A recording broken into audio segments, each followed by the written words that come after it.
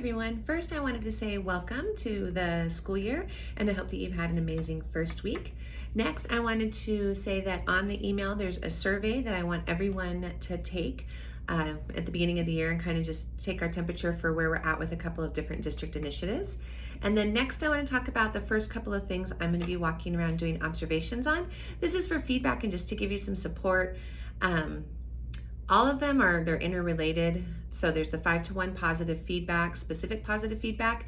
The importance of this is that the feedback is specific. So saying good job or thank you or great work, that could mean a million things, right? Great work sitting in my chair because someone's crawling around over there. Great work that I showed up at school today.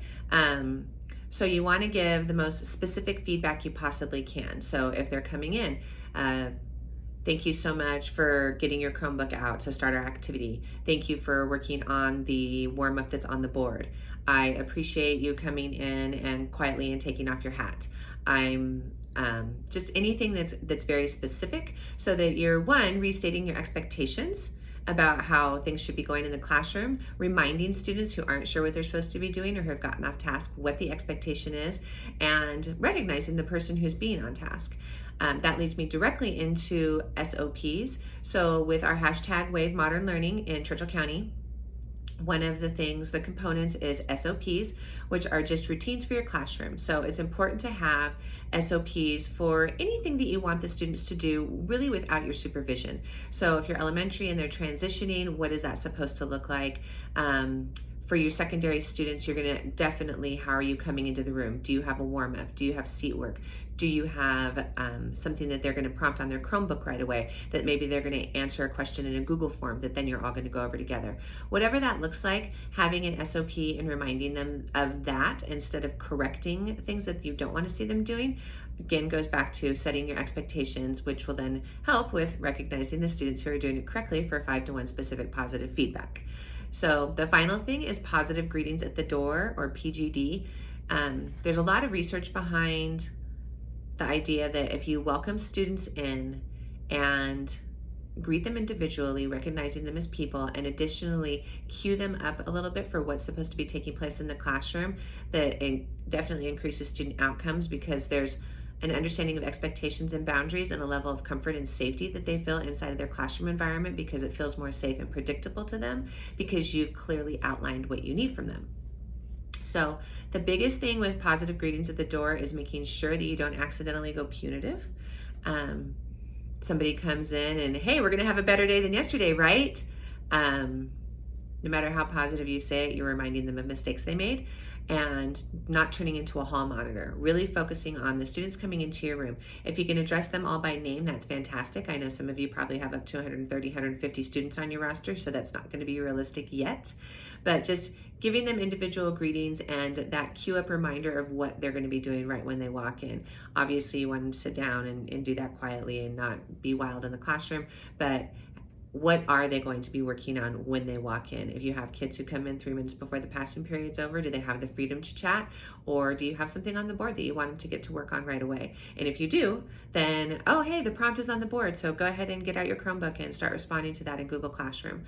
However that looks for you, but anything that you can do to establish those boundaries, expectations, and set that guidance right from the entry space into the door, and then recognizing that you're acknowledging each one of the students in your room as their own person. So even if you're not remembering names, if they have on team gear, good luck in your game.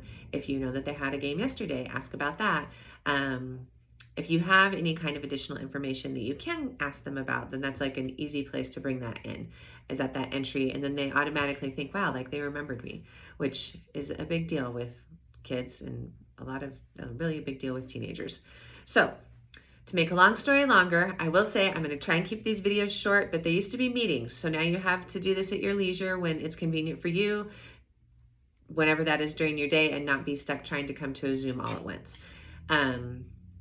5-to-1 specific positive feedback to your students. So for every 5 positive statements, they say 1 like punitive or negative. I like to consider them more corrective because I think that nobody's trying to go particularly negative with their students, but hey, knock that off, or I've asked you to stop talking. Those are corrective in nature, but they are not viewed as positive. So 5-to-1 specific positive feedback, SOPs being established and up in your classroom so that the students have a visual of reminder of what the steps are that they're supposed to follow, and PGD or positive greetings at the door. So attached to the email is also the observation sheet that I'll be using, and there are articles and a video about PGD and 5 to 1. So I thought was really cool. I found some articles on LinkedIn and in Forbes regarding 5 to 1 and how that translates to a professional space.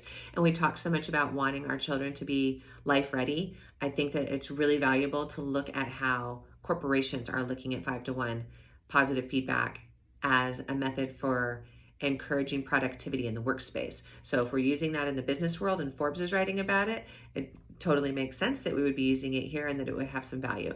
So those are there for you, and then a video about PGD and a big article about that and kind of how to implement, sort of talking about the same thing I mentioned about not being the hall monitor and having it just be positive. So I think that's it. That was a lot.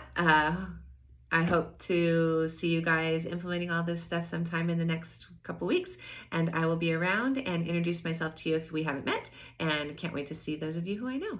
Hope that you have an amazing first weekend after this big first week with students, and we'll see you soon.